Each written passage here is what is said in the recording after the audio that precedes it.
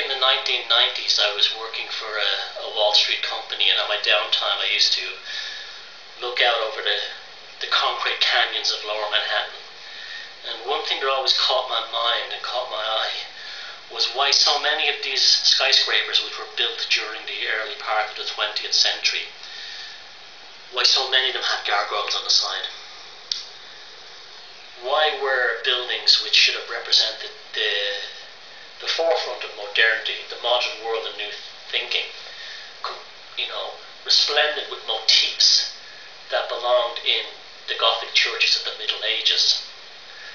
And it wasn't until I saw the Fritz Lang movie Metropolis years later that it dawned on me what was really going on here. In that movie, everything took place inside a giant building called the New Tower of Babel.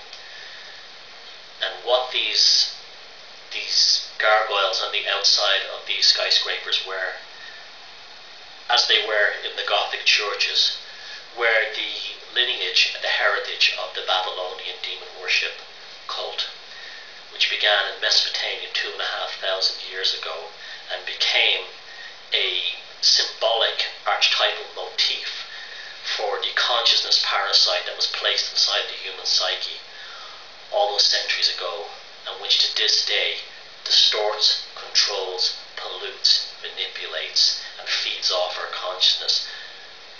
Our consciousness does not exist for our sake, it exists for the sake of the control system. And what you think you are and who you think you are and the world you live in is purely a sleight of hand that has been embedded inside your consciousness to make you limited, to make you acquiescent to the controllers. The purpose of this film will be to break Babylon. The tower will fall. The tower is falling. We are at the point in history where we have no choice but to take sides. Either we fall with the tower, or we regain our consciousness, and we remove the parasite from our consciousness and fulfill the destiny that this moment in history has caused us and called us to rise to. It's now time to break Babylon. The tower will fall.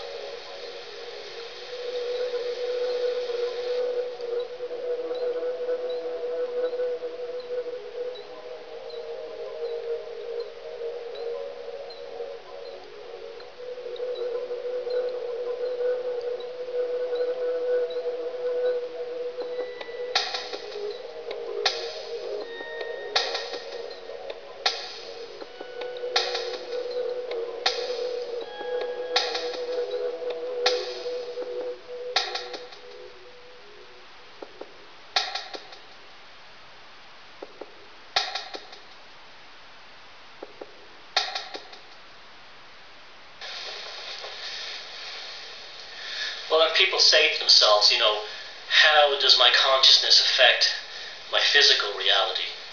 Well, it actually goes much deeper than that. It actually affects your neurological, condition. It actually will change the shape of your brain. It's now been shown conclusively that every time you have a thought, it actually changes your brain in terms of generating new synapses and actually building new neural pathways. You actually create the brain you need. Therefore, if you live within a limited construct of confined thinking, dogmatic alignment, your brain will represent that, and therefore you will never expand your consciousness beyond that scope. Now, many people who think they're highly intelligent or well educated are actually at a loss. The ones who are really developing their brains are the ones who are open to everything, even stuff that we're told is ludicrous and ridiculous. What they're doing is they're building their brain, and this is the last thing the control structure wants. It doesn't want you to have the maximum amount of mirror neurons, firing synapses and motor neurons to develop your brain to its full potential, because once you do that, you're able to tune into this reality into a much more effective way, and also alter that reality away from the ethos and the demands of the control system. Your stinking thinking will create a stinking brain, where your creative, imaginative thinking will do precisely the opposite. It will develop an imaginative brain.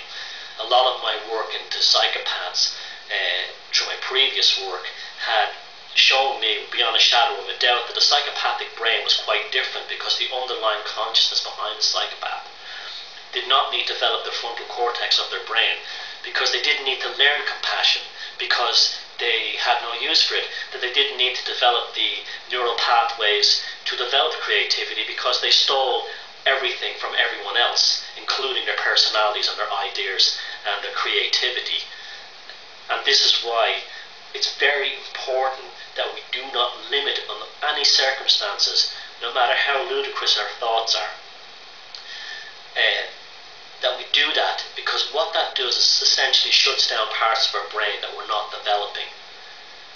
This is why over-specialization is completely and totally indoctrinated within the educational system.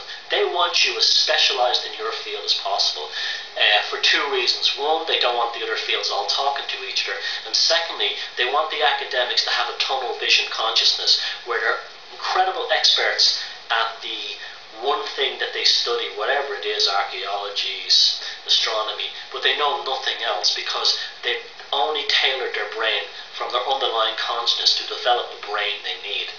This is something that we have to undo.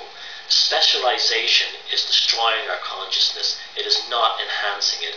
It is making us into machine minds. That is not beneficial to the human race in terms of our personal, social and cultural evolution.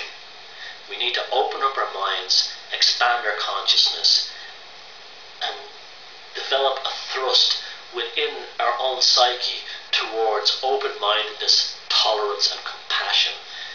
This is one of the reasons people are, they're encouraged to shoot down any new opinion they haven't heard before. No matter how ludicrous it is, they will do it, because they've been conditioned to do this.